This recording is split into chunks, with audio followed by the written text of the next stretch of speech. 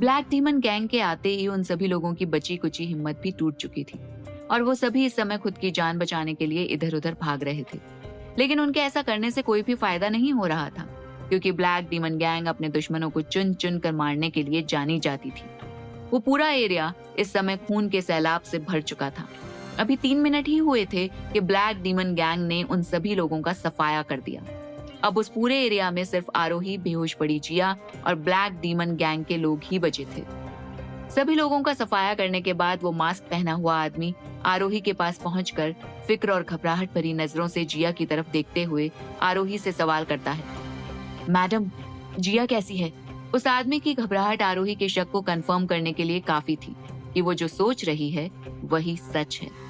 ये कंफर्म होते ही आरोही की आंखें सर्द हो जाती हैं और वो सर्द नजरों से उस आदमी की तरफ देखकर गुस्से भरी आवाज में कहती है, ये सब क्या है करण? तुम एक आर्मी ऑफिसर होते हुए भी एक टेररिस्ट गैंग को चला रहे हो। तुम्हें शर्म नहीं आती ये सब करते हुए? वहीं आरोही के मुंह से अपना नाम सुनते ही ड्रैगन उर्फ करण खन्ना के चेहरे का रंग उड़ जाता है। वो आरोही को समझाने की कोशिश करते हुए उससे कुछ कहने ही वाला होता है कि उससे पहले ही आरोही गुस्से से देखते हुए अपना अगला सवाल करती है, करण क्या इस गैंग का बॉस यानी ब्लैक डीमन विहान है? आरोही का सवाल सुनते ही करण के चेहरे का बचा कुचा रंग भी उड़ जाता है और वो हकलाते हुए आरोही से कहता है, मैडम, आप जैसा सोच रही हैं ब्लैक डीमन गैंग वैसा बिल्कुल भी नहीं है। लेकिन इससे आगे करण कुछ कह पाता उससे पहले आरोही उसकी बात को काटते हुए सर्द लहजे में कहती है, यानी मेरा शक बिल्कुल सही है। इस गैंग का बॉस और कोई नहीं बल्कि आर्मी का रिटायर्ड चीफ विहान सिंह है। बोलो, मेरी बात का जवाब दो। आरोही ने अपनी आखिरी बात काफी जोर से चिल्लाकर कही थी, जिससे उस गैंग के सभी लोग उसी तरफ देखने लगते हैं। लेकिन उन सभी के देखने का भी आरोही पर कोई फर्क नहीं पड़ रहा था। वो इस समय गुस्से के साथ ही करण को घूरे जा रही थी। वहीं आरोही की बात पर करण हकलाते हुए और घबराते हुए कहता है, जी मैडम, हमारे बॉस और कोई नहीं, विहान सिंह ही हैं। अपनी बात पूरी करते ही करण अपनी गर्दन नीचे झुका लेता है। वहीं करण का जवाब सुनते ही आरोही अपनी दोनों आंखें कसकर खींच लेती है और उसकी आंखों के किनारों से हल्के से आंसू निकल आते हैं। ये आंसू इस बात के गवाह थे कि जिस आदमी ने उसे ढंग से जीना सिखाया, आज वही आदमी उसका सबसे बड़ा दुश्मन था, जिसे पिछले 4 महीनों से उसकी पूरी आर्मी फोर्स जी जान लगाकर ढूंढ रही थी। आरोही अपनी आंखें मींच कर इसी बारे में सोच रही थी कि तभी एक काफी तेज रफ्तार में आती हुई कार उसके ठीक सामने आकर रुकती है। कार के रुकते ही उसमें से विहान हड़बड़ाता हुआ बाहर निकलता है। विहान के वहां आते ही उसके सभी आदमी उसको आदर देते हुए अपना सर नीचे झुका लेते हैं। लेकिन विहान उन सभी को इग्नोर करते हुए तेजी से आरोही के पास पहुंचकर उसके हाथों को पकड़ते हुए उसे अच्छे से चेक करने लगता है और घबराहट के साथ कहता है, जान तुम्हें कुछ? लेकिन वो इससे आगे कुछ कह पाता इससे पहले आरोही अपनी बंद आंखें एक झटके में खोलती है और उसकी बात को बीच में ही काटते हुए वो अपना हाथ छुड़ाती है। फिर अपने 2 कदम पीछे लेकर गुस्से में कहती है, हाथ छोड़िए मेरा और मुझसे दूर रहिए। आरोही का गुस्से से भरा चेहरा और उसको ऐसे रिएक्ट करते देखकर विहान दंग रह जाता है और आरोही की तरफ अपने कदम बढ़ाते हुए प्यार से कहता है, जान, तुम्हें क्या हुआ? तुम ऐसे रिएक्ट क्यों कर रही हो? ये कहते हुए विहान लगातार आरोही की तरफ बढ़ रहा था। उसको अपनी तरफ आते देखकर आरोही गुस्से से उसे देखती है और अपना हाथ दिखाकर उसे रोकते हुए कहती है, मैंने कहा ना, दूर रहिए मुझसे, मेरे करीब आने की कोशिश भी मत कीजिए। आरोही ने ये सब इतनी जोर से चिल्लाकर कहा था कि आसपास खड़े विहान के सभी आदमी उसी तरफ देखने लगते हैं। सभी लोगों को अपनी तरफ देखते पाकर विहान अपनी सर्द नजरों से उन सभी की तरफ देखता है, जिससे वो लोग तुरंत ही अपनी नजरें नीचे कर लेते हैं। उन सभी की नजरें नीचे होने के बाद विहान कंफ्यूजन के साथ ड्रैगन यानी करण की तरफ देखने लगता है। ड्रैगन को ऐसा करते देख विहान और भी ज्यादा कंफ्यूज होते हुए कभी ड्रैगन की तरफ देखता तो कभी आरोही की तरफ देखता है, जो इस समय अपने एक कंधे के सहारे जिया को खड़े किए थी और अपने चेहरे पर गुस्सा लिए विहान को ही घूरे जा रही थी। उन दोनों की तरफ देखते हुए भी जब विहान को कुछ समझ नहीं आया तो वो ड्रैगन की तरफ देखकर ठंडे लहजे में उससे सवाल करता हुआ कहता है, ड्रैगन, व्हाट हैपेंड? क्या कुछ हुआ है जो मुझे पता होना चाहिए? ये कहते हुए विहान ड्रैगन की तरफ ही घूरे जा रहा था। वहीं उसके सवाल का ड्रैगन कोई जवाब देता उससे पहले आरोही गुस्से में विहान से कहती है, आप करण से इस बारे में क्यों पूछ रहे हैं? अगर आपको ये सवाल किसी से पूछना है तो खुद से पूछिए। एक्स आर्मी चीफ महान मिस्टर विहान सिंह, या फिर मैं आपसे कहूं international terrorist gang black demon के boss Mr black demon. Vihan जैसे ही आरोही के मुंह से अपना नाम ब्लैक डीमन सुनता है तो वो हैरान रह जाता है। ब्लैक डीमन, ये विहान की एक ऐसी पहचान थी जिसे उसने आज तक पूरी दुनिया से तो क्या अपने खुद के परिवार से भी छिपा कर रखा था, लेकिन आज उसकी यही सच्चाई आरोही को पता चल गई थी। विहान कुछ देर के लिए तो दंग रह जाता है, लेकिन फिर वो खुद को नॉर्मल करते हुए बड़ी ही शांति के साथ आरोही से बहुत सॉफ्ट तरीके से कहता है, जान, हम लोग इस बारे में घर चलकर बात करते हैं। अभी देखो तुम्हें और जिया को चोट लगी है, तो पहले तो मेरे साथ हॉस्पिटल चलो और अपना ट्रीटमेंट करवा लो। उसके बाद हम लोग घर चलेंगे और वहीं चलकर इस बारे में बात करेंगे।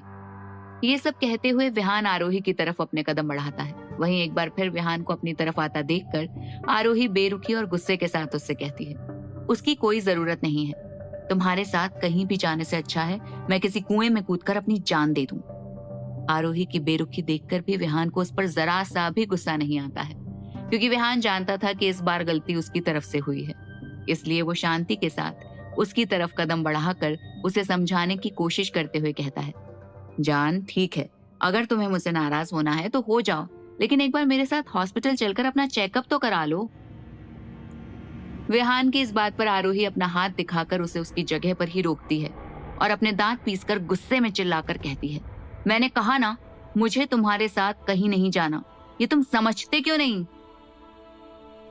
वहीं आरोही के हाथ दिखाने पर विहान अपनी जगह पर ही रुक जाता है। फिर कुछ सोचते हुए एक गहरी सांस लेकर कहता है,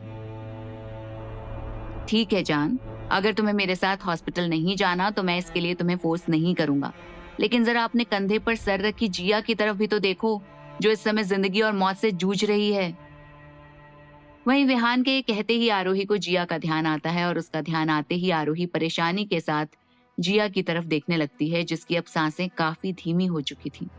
उसको इस हालत में देखकर आरोही के चेहरे का रंग उड़ जाता है और वो अपना वॉकी टॉकी ढूंढने के लिए इधर उधर देखती है ताकि वो अपने लिए मदद मंगा सके। लेकिन जब उसे अपना वॉकी टॉकी कहीं भी नहीं दिखता है तो वो गुस्से में खुद के बाल नोचते हुए कहती है, डैम इट, इसको भी अभी खोना था। वहीं आरोही को ऐसा रिएक्ट करते देख विहान के चेहरे पर एक शैतानी मुस्कान आ जाती है। फिर वो तुरंत ही छुपा लेता है, फिर प्यार से समझाते हुए कहता है, जान, अगर तुमने अभी हेल्प के लिए कंट्रोल बोर्ड में फोन किया तो बैकअप टीम को यहाँ आने में कम से कम 1 से 2 घंटे लग जाएंगे। तब तक हो सकता है जिया अपना दम तोड़ दे। इसलिए मैं तुमसे कह रहा हूँ, मेरे साथ हॉस्पिटल चलो, उसके बाद तुम्हारी मर्जी कि तुम्हें मेरे साथ घर आना है या नहीं। विहान की इस बात पर आरोही ज्यादा ना सोचते हुए सहमत हो जाती है, क्योंकि वो अपनी वजह से जिया को कुछ भी नहीं होने देना चाहती थी। फिर वो विहान की तरफ देखते हुए ठंडे लहजे से अपने दांत पीसते हुए कहती है, ठीक है, चलो।